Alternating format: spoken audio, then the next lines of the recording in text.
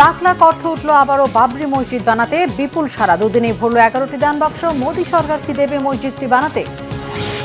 তীব্র সংঘাতে জড়িত থাইল্যান্ড ও কম্বোডিয়ার মাঝে যুদ্ধ শুরুর শঙ্কা। লড়াই হলে কে জয়ী হবে, কার সামরিক শক্তি কত, কি বলছে হিসেব?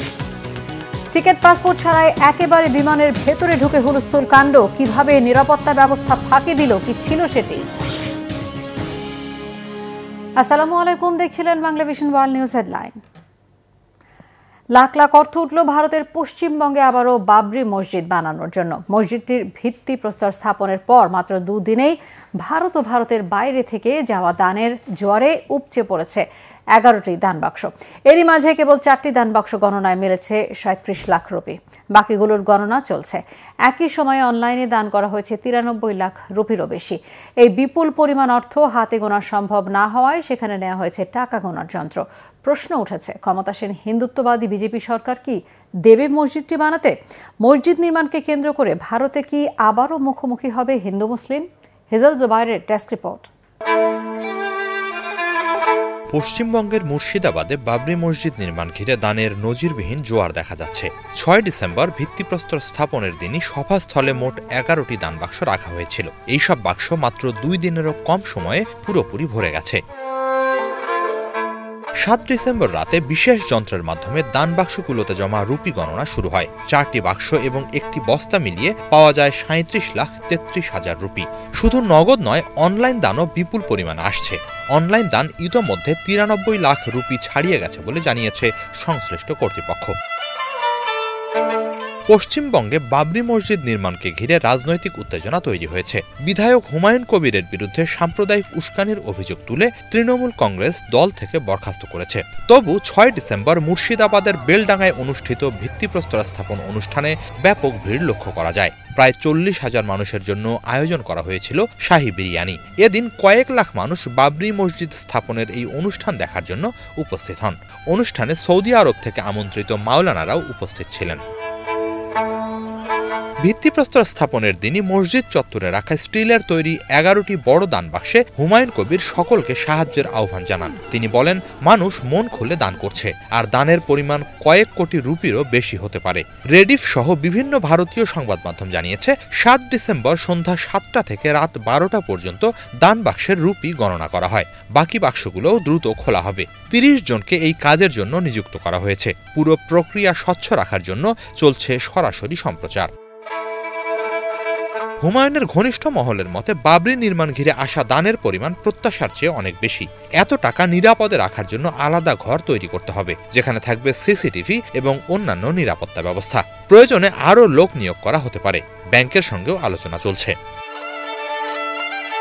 এই প্রকল্পকে কেন্দ্র করে রাজনৈতিক চাঞ্চল্য তুঙ্গে। যদিও বিজেপি, তৃণমূল কংগ্রেস সহ বিভিন্ন দল সমালোচনা করছে, পশ্চিমবঙ্গ ও অন্যান্য অঞ্চলের মুসলিম জনগোষ্ঠীর মধ্যে ব্যাপক আগ্রহ দেখা যাচ্ছে এ নিয়ে। 6 ডিসেম্বর বেলডাঙ্গায় মহা আয়োজনের মাধ্যমে বাবরি মসজিদের ভিত্তিপ্রস্তর স্থাপন করা হয়। এই প্রকল্পের মোট বাজেট 300 কোটি টাকা। রাজ্যের একজন বিশিষ্ট শিল্পপতি ইতোমধ্যেই 80 কোটি রুপি অনুদানের প্রতিশ্রুতি দিয়েছেন। মসজিদ চত্বরে হাসপাতাল, বিশ্ববিদ্যালয়, মেডিকেল কলেজ, রেস্তোরাঁ, উদ্যান এবং হেলিপ্যাড নির্মাণেরও পরিকল্পনা রয়েছে। ভিত্তিপ্রস্তর স্থাপনের দিনই হুমায়ুন কবির জানান, এই মসজিদ নির্মাণে রাজ্য সরকারের কোনো অর্থ ব্যবহার করা হবে না। মানুষের সামর্থ্য অনুযায়ী দান থেকেই নির্মাণ করা হবে মসজিদটি। হিজাল জুবাইর, বাংলাভিশন। এদিকে 14 জঙ্গিকে হত্যা 24 ঘন্টা না যেতেই ভারত সমর্থিত আরও 12 সন্ত্রাসবাদীকে গ্রেফতার করেছে পাকিস্তানের যৌথ বাহিনী। গ্রেফতারকৃতদের ভারতের গোয়েন্দা সংস্থা রয়ের সহযোগী বলে দাবি করেছে ইসলামাবাদ। সোমবার সকালে কাউন্টার টেররিজম বাহিনীর বিবৃতিতে বলা হয়েছে, পাঞ্জাবের লাহোর, ফয়সালাবাদ ও বাহাওয়ালপুরে সন্ত্রাসবাদীদের আস্তানায় অভিযান চালানো হয়েছে। পাল্টা প্রতিরোধে হয়েছে ব্যাপক গোলাগুলি। গ্রেফতার করা হয়েছে সুখদীপ সিং, দানিশ রাজব সহ 12 জনকে। জব্দ করা হয়েছে বিস্ফোরক, ডেটোনেটর, ফিউজ সহ বোমা হামলার বিভিন্ন সরঞ্জাম। দাবি করা হয়েছে, ভারতের গোয়েন্দা সংস্থার নির্দেশনায় পাঞ্জাবের ধর্মীয় স্থাপনা ও গুরুত্বপূর্ণ অবস্থানে হামলা আর সাম্প্রদায়িক বিদ্বেষ ছড়ানোর চক্রান্তে জড়িত ছিল তারা। ভারত থেকে নিয়ন্ত্রিত ফেসবুক অ্যাকাউন্টসের সূত্র ধরে এই অভিযান পরিচালনা করা হয়েছে। আগের দিন বেলুচিস্তান ও খাইবার পাখতুনখোয়া প্রদেশে যৌথ বাহিনীর অভিযানে ব্যাপক গোলাগুলি শেষে অন্তত 14 জনের লাশ উদ্ধার করা হয়েছে। তাদের ভারত সমর্থিত জঙ্গি গোষ্ঠী ফিতনা আল হিন্দুস্তানের সদস্য বলে দাবি করেছে দেশটির আন্তঃবাহিনী জনসংযোগ পরিদপ্তর ISPR। 4 মাসের যুদ্ধবিরতি ভেঙে আবারও তুমুল সংঘাতে জড়ালো এশিয়ার দুই প্রতিবেশী দেশ থাইল্যান্ড ও কম্বোডিয়া। এতে এখন পর্যন্ত 5 জনের মৃত্যুর খবর পাওয়া গেছে। গেল জুলাইয়ে মার্কিন প্রেসিডেন্ট ডোনাল্ড ট্রাম্পের উদ্যোগে করা যুদ্ধবিরতি ভাঙার জন্য দুই দেশ একে অপরকে দুষছে। সংঘর্ষ আরও তীব্র হওয়ার শঙ্কা সীমান্ত এলাকাগুলো থেকে হাজারো মানুষকে সরিয়ে নিচ্ছে দুই দেশই। তাদের নতুন করে সংঘাতে যাওয়ার পেছনের কারণ কি? এবারে কি সংঘাত যুদ্ধে মোড় নেবে? শহীদ আরাফাতের ডেস্ক রিপোর্ট।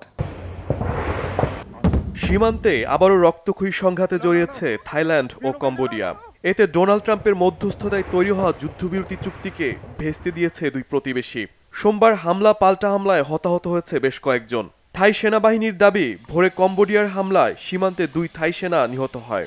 অন্যদিকে থাই সেনাদের ওপর হামলার দায় চাপিয়েছে কম্বোডিয়া। পরে প্রতিশোধ নিতে ঘোষণা দিয়েই সীমান্তে বিমান হামলা চালায় থাই বাহিনী। এতে পরিস্থিতি উত্তপ্ত হয়ে ওঠে। প্রশ্ন উঠেছে, এই সংঘাত নতুন করে কোন দিকে মোড় নিচ্ছে? থাইল্যান্ডের বিমান হামলার প্রধান লক্ষ্যবস্তু ছিল সামরিক অবকাঠামো। এমনকি বেসামরিক লোকজন যেন কোনোভাবেই ক্ষতিগ্রস্ত না হয় সে বিষয়ে সতর্কতা অবলম্বন করে থাই বিমান বাহিনী। বিমান হামলার মধ্যে সীমান্ত এলাকা থেকে নাগরিকদের দ্রুত নিরাপদ স্থানে সরে যাওয়ার নির্দেশ দেন থাই আর্মির মুখপাত্র মেজর জেনারেল উইন থাই সুভারি।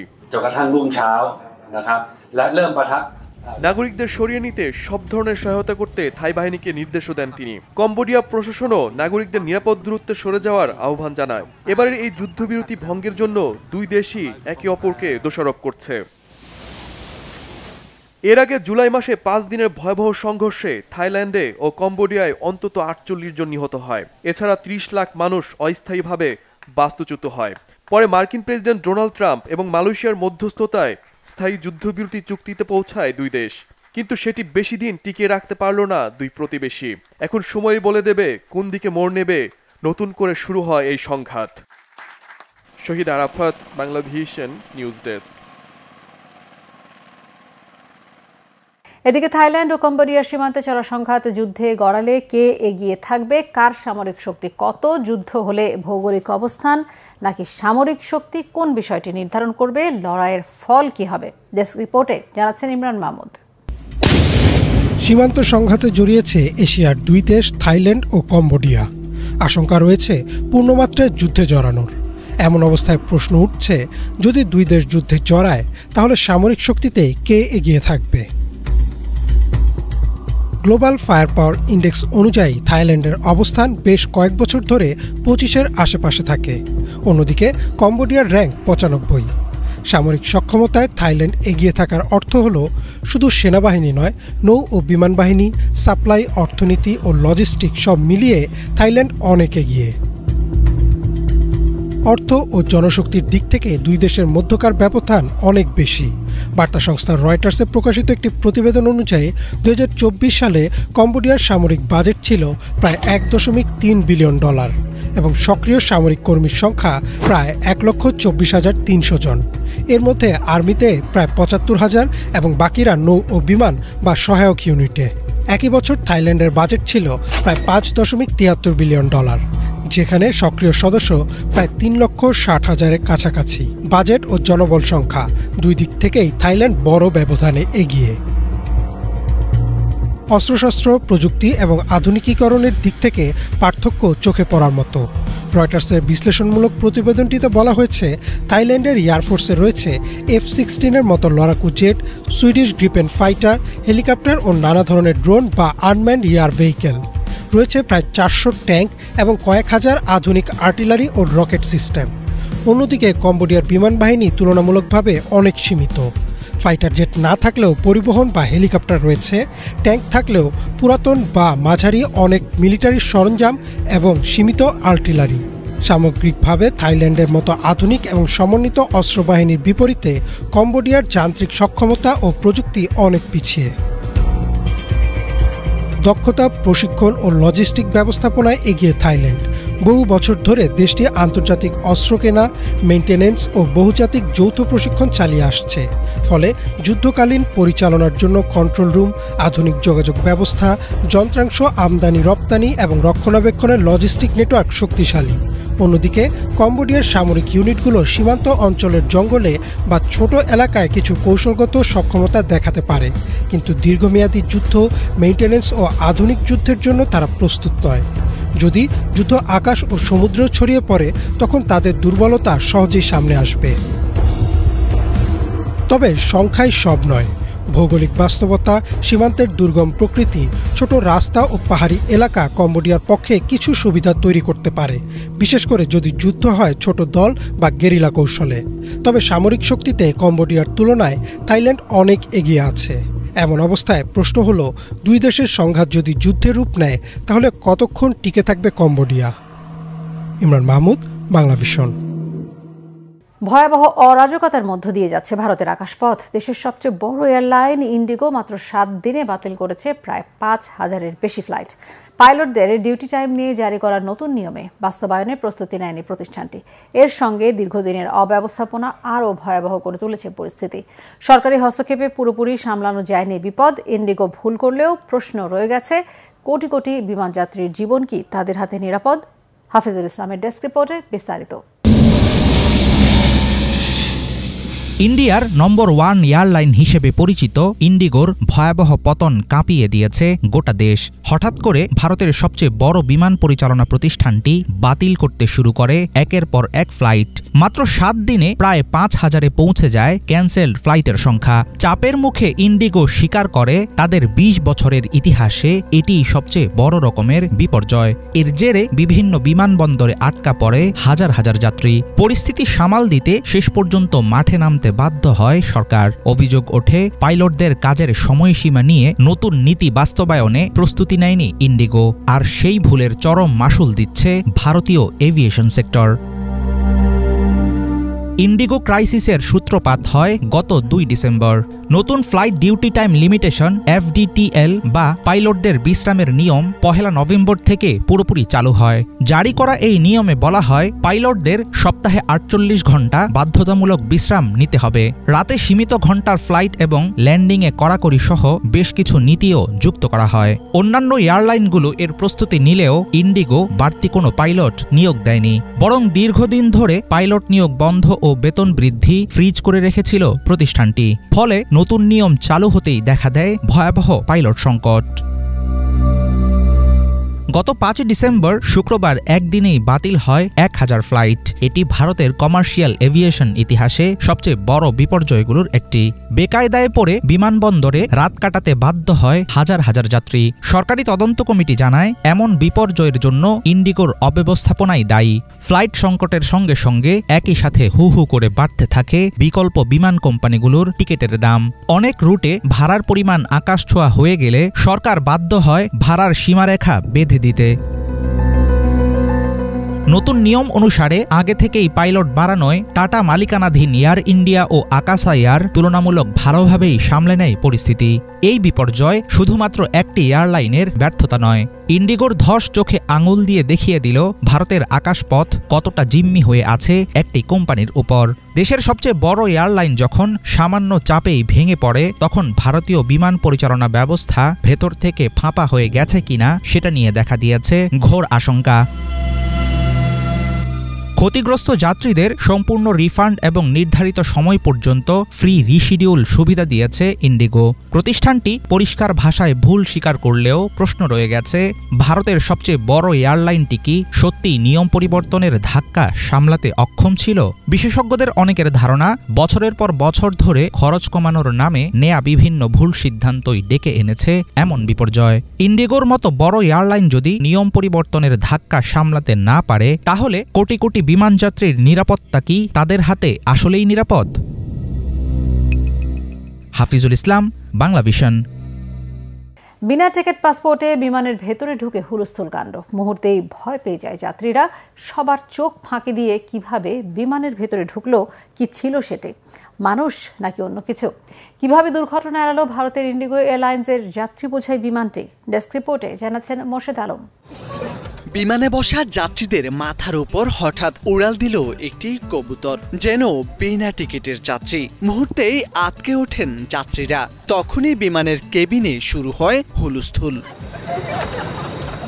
কারো মাথার উপর দিয়ে কারো হাত ছুঁয়ে কবুতরটি এক প্রান্ত থেকে আরেক প্রান্তে চক্কর দিয়ে বেরোনোর পথ খুঁজে হন্য হয়ে। কিন্তু বিমানের ভিতর কিভাবে ঢুকে পড়ল কবুতরটি, উত্তর খুঁজতে বেরিয়ে পড়েন বিমান কর্মীরা। যাত্রীরা বিমানের ভিতর কবুতরটি দেখে হাসি, বিস্ময় আর চেঁচামেচিতে মেতে ওঠেন। কেউ মোবাইলে ভিডিও ধারণ করেন, আবার কেউ ধরার চেষ্টা করেন কবুতরটি। তবে শান্তির দূত পায়রাকে আটকানো তো দূরের কথা, ছুঁতেও পারেনি কেউ। ভারতের বেঙ্গালুরু থেকে বডোদরাগামী ইন্ডিগোর যাত্রী বোঝাই বিমান উড্ডয়নের ঠিক আগ মুহূর্তে ঘটে বিরল এই ঘটনা। গেটে দাঁড়ানো অবস্থায় হঠাৎই ভেতরে ঢুকে পড়ে কবুতরটি। এই দৃশ্যটি এক যাত্রী ভিডিও করে পোস্ট করেন ইনস্টাগ্রামে। এরপরই ভাইরাল হয় সামাজিক যোগাযোগের বিভিন্ন মাধ্যমে। কিভাবে কবুতরটি বিমানের ভেতরে ঢুকলো তা এখনো অজানা। তবে এই ঘটনায় যাত্রীদের বিরক্তির চেয়ে অবাক আর হাসির প্রতিক্রিয়াই বেশি দেখা গেছে। বিমান উড্ডয়নের শুরু হওয়ার আগে এমন অপ্রত্যাশিত দৃশ্য যেন যাত্রীদের বিনামূল্যের ইন-ফ্লাইট এন্টারটেইনমেন্ট দিয়েছে। মোরশেদ আলম, বাংলা ভিশন। যুক্তরাষ্ট্রের সাথে টানাপোড়েনের মাঝেই রাশিয়ার প্রতি আরও ঝুঁকছে ভারত। সম্প্রতি রুশ প্রেসিডেন্ট ভ্লাদিমির পুতিনের নয়াদিল্লি সফরের পর অনেকটা স্পষ্ট হয়েছে ভারতের মস্কো প্রীতি। বর্তমানে তেল ছাড়াও রাশিয়া থেকেই সবচেয়ে বেশি অস্ত্রসহ সামরিক সরঞ্জাম কিনছে ভারত। যুক্তরাষ্ট্রের চাপ, বাড়তি শুল্ক ও নজরদারি সত্ত্বেও নয়াদিল্লি রাশিয়ার সাথে ঘনিষ্ঠতা বজায় রাখছে। ভারত কি পারবে কূটনৈতিক ভারসাম্য ধরে রাখতে, নাকি মোদী সরকারের উপর আরও চলবে ট্রাম্প প্রশাসন? মোর্শেদ আলমের আরও একটি ডেস্ক রিপোর্ট। যুক্তরাষ্ট্র, রাশিয়া দুই মহাশক্তির টানাপোড়েনের মাঝেও ভারত এখন এমন এক সূক্ষ্ম ভারসাম্যের খেলায় নেমেছে, যার প্রতিটি পদক্ষেপই বৈশ্বিক কূটনীতিতে নতুন সংকেত পাঠাচ্ছে। ইউক্রেন যুদ্ধের পর পুতিনের প্রথম নয়াদিল্লি সফর প্রমাণ করে যুক্তরাষ্ট্রের চোখ রাঙানি উপেক্ষা করেই ভারত মস্কোর দিকে আরও ঝুঁকছে। বিশ্লেষকদের মতে, যখন ওয়াশিংটন রাশিয়ার উপর কড়া নিষেধাজ্ঞা বজায় রেখে ভারতকে রুশ তেল কেনা কমাতে বলছে, তখন নয়াদিল্লিতে পুতিনকে লালগালিচা সংবর্ধনা এক প্রকার সরাসরি জবাব। ট্রাম্প প্রশাসন স্পষ্টভাবে চায় ভারত যেন রাশিয়া থেকে তেল আমদানি পুরোপুরি বন্ধ করে দেয়, কিন্তু ভারত তা করছে না। বরং রুশ তেল আমদানি কমালেও বন্ধের দিকে যাচ্ছে না, উল্টো সামরিক ও অর্থনৈতিক অংশীদারিত্বে আরও ঝুঁকছে মস্কোর দিকেই। রাশিয়া এখনো ভারতের প্রধান প্রতিরক্ষা সরবরাহকারী। সম্প্রতি পাকিস্তান ভারত উত্তেজনায় S-400 ক্ষেপণাস্ত্র প্রতিরক্ষা ব্যবস্থা ভারতের জন্য ছিল সবচেয়ে বড় ঢাল। গত কয়েক বছরে ভারতীয় বাহিনীর আধুনিকায়ন ফাইটার জেট থেকে সাবমেরিন, ক্ষেপণাস্ত্র থেকে ভারী অস্ত্র, সবখানে রাশিয়াই ভারতের প্রথম পছন্দ। বাণিজ্যেও ভারত রাশিয়া $10,000 কোটি লক্ষ্য বেঁধেছিল। যদিও যুক্তরাষ্ট্রের চাপে সেই পথ কঠিন করে তুলছে, তবুও নয়াদিল্লি মস্কোকে ছাড়তে রাজি নয়। দুবাই ভিত্তিক সংবাদ মাধ্যম গালফ নিউজ জানায়, নরেন্দ্র মোদীর বিমানবন্দরে গিয়ে পুতিনকে স্বাগত জানানোর ঘটনায় ছিল কূটনীতির সবচেয়ে শক্তিশালী বার্তা। ভারতীয় বিশ্লেষকরা বলছেন, এটা প্রতীকী নয়, ওয়াশিংটনকে ইঙ্গিত দিচ্ছে দিল্লির কাছে বিকল্প আছে। যুক্তরাষ্ট্রের উপর নির্ভরশীলতা বাড়ানোর বদলে ভারত দুই দিকের সম্পর্ককে ধরে রাখার চেষ্টা করছে।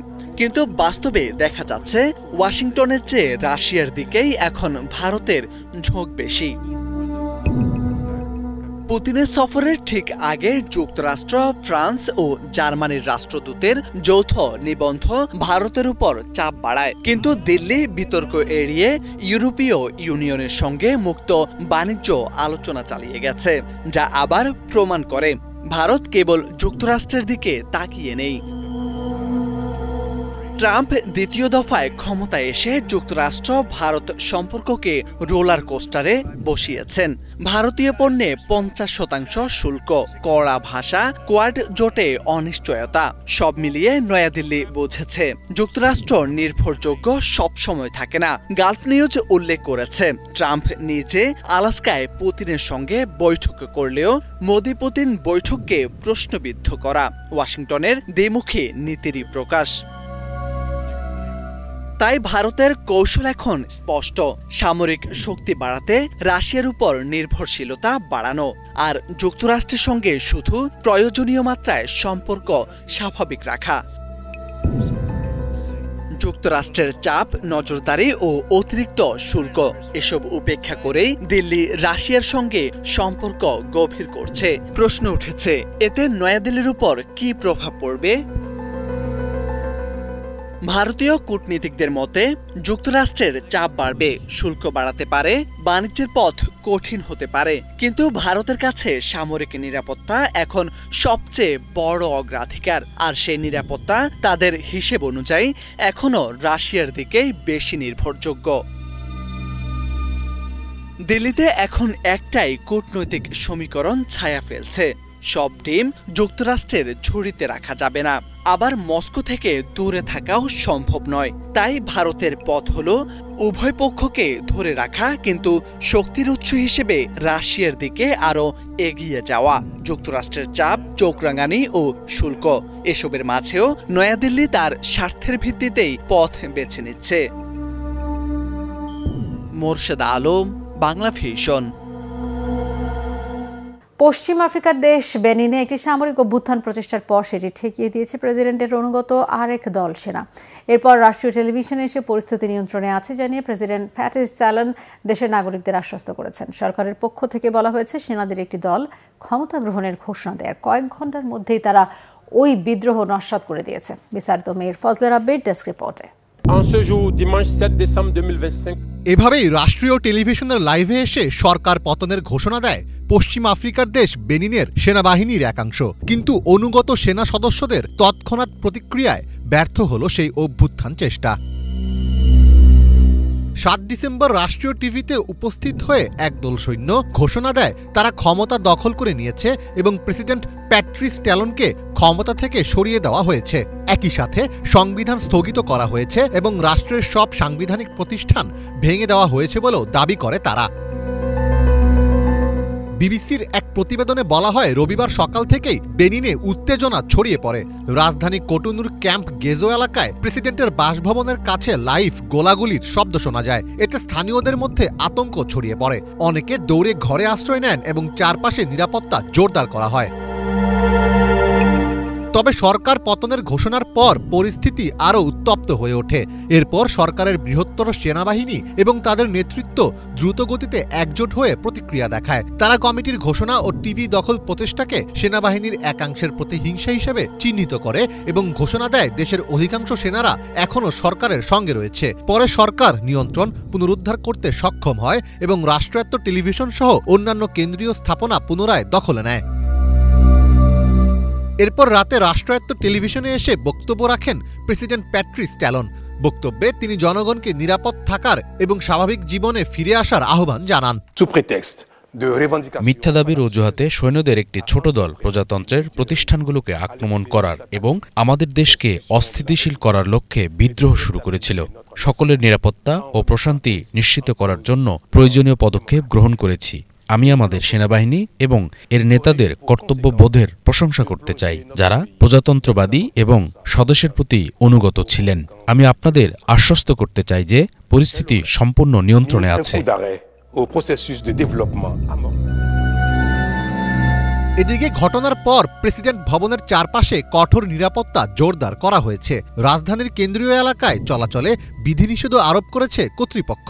ঘটনার প্রেক্ষিতে বেনিনে অবস্থানরত নাগরিকদের ঘরে থাকার পরামর্শ দিয়েছে ফ্রান্স দূতাবাস। পরিস্থিতি স্বাভাবিক না হওয়া পর্যন্ত সরকারি নির্দেশনা মেনে চলতে বলা হয়েছে। সংবাদ মাধ্যম দ্য গাম্বিয়া জার্নাল জানিয়েছে, বিদ্রোহী সেনাদের নেতৃত্বে ছিলেন লেফটেন্যান্ট কর্নেল টিগ্রি প্যাসকাল। তিনি একজন মাঝারি স্তরের অফিসার এবং তার অধীনে বাহিনীর বড় কোনো ইউনিটও ছিল না। ফলে বিশ্লেষকদের অনেকে মনে করছেন এটি কোনো দীর্ঘ পরিকল্পিত বৃহৎ অভ্যুত্থান নয়, বরং এক ধরনের ক্ষুদ্র মিউটিনি বা দলবদ্ধ বিদ্রোহ। 1960 সালে ফ্রান্সের কাছ থেকে স্বাধীনতা পাওয়ার পর বেনিন আফ্রিকার সবচেয়ে অভ্যুত্থানপ্রবণ দেশগুলোর একটি হয়ে ওঠে। এই কারণে দেশটিকে একসময় বলা হতো আফ্রিকাস ইনফ্যান্ট টেরিবল বা আফ্রিকার অবাধ্য দেশ। তবে সবশেষ এই অভ্যুত্থান চেষ্টাটি ছিল দেশটির 30 বছরের মধ্যে সবচেয়ে বড় সামরিক উত্থান। মীর ফজলে রাব্বি, বাংলা ভিশন। এই ছিল আজকের মতো, সাথে থাকায় ধন্যবাদ।